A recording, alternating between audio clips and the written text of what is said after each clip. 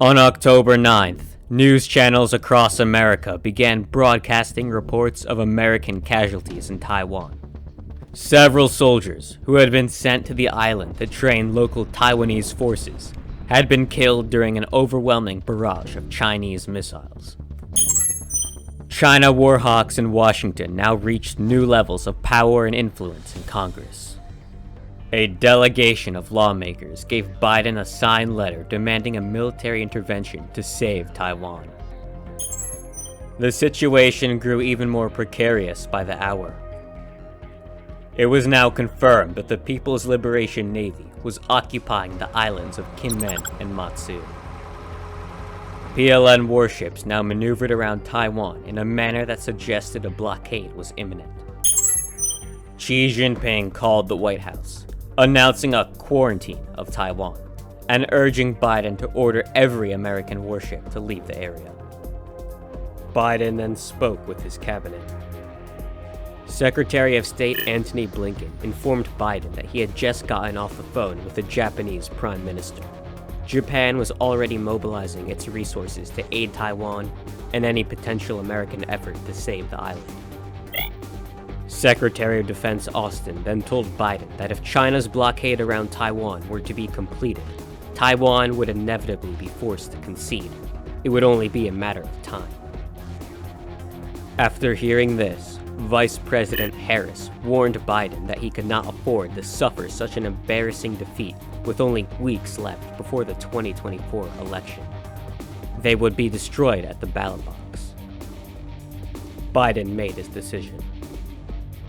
He ordered the military to begin preparing a plan for a limited strike that would prevent the PLN from blockading Taiwan. Biden hoped that by stopping the PLN from blockading Taiwan, China would back down from the conflict and not escalate any further. At the same time, Biden ordered Blinken to begin negotiations with the Chinese. Blinken hoped that by agreeing to permanently concede the Kinmen and Matsu Islands to China, the crisis could be resolved. But for now, the Politburo Standing Committee was in agreement. They could not back down at this crucial moment. They wanted even more significant concessions from Taiwan. That day, the president once again spoke to the American people from the Oval Office. With the whole world watching, President Biden declared that he would not allow a free democracy to fall to China.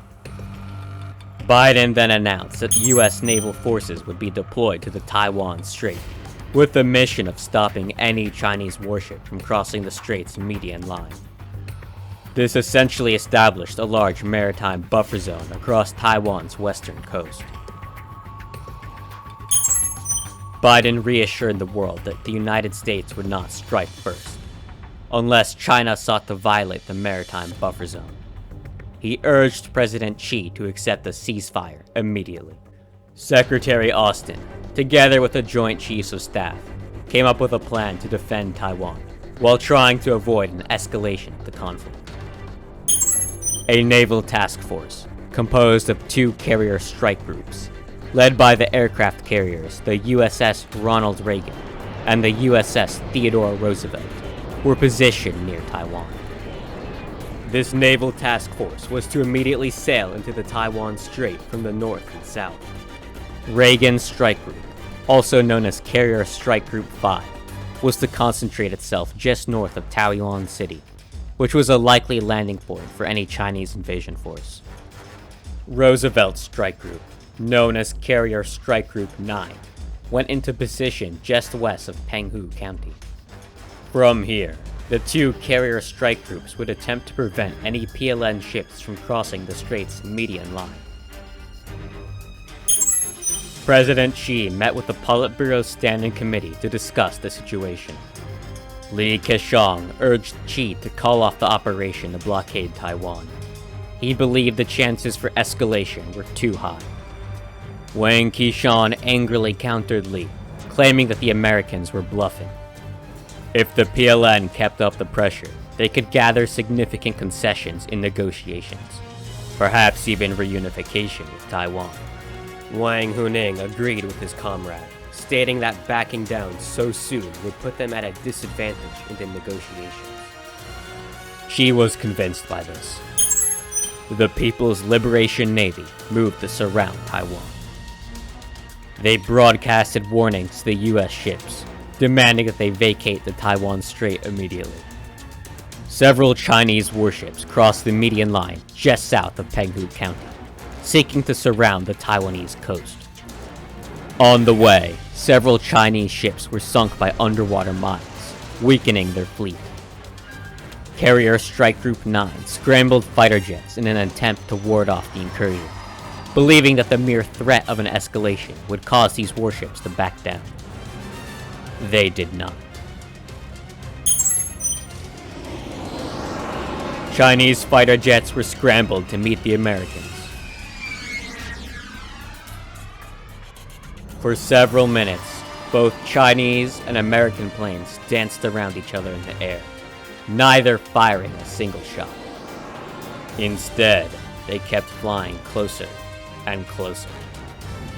It is unclear who fired the first shot, but after one missile was fired, several planes on both sides deployed their flares, causing a panic chain reaction in which dozens of missiles were fired.